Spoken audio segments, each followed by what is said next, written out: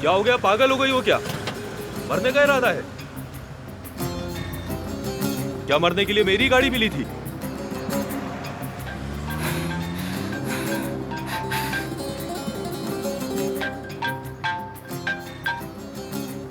अब क्या करूं मैं, समझ नहीं आ रहा।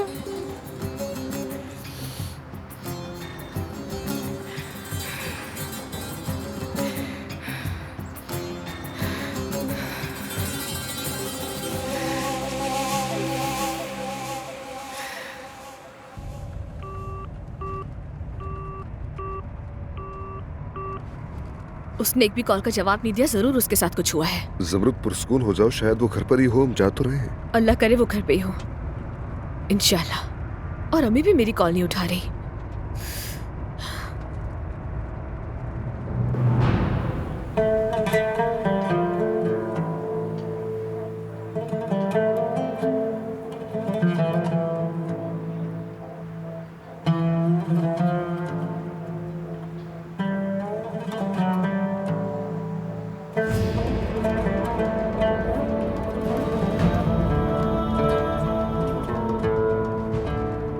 ज़मरुद शायद वो मलिहा है।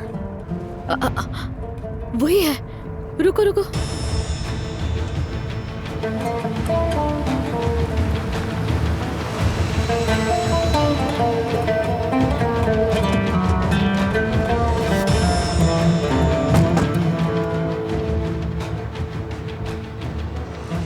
मलिहा मेरी जान, क्या हुआ? मलिहा, मलिहा तुम ठीक हो? मलिहा क्या हुआ है, बताओ, मुझे बहुत डर लग रहा है।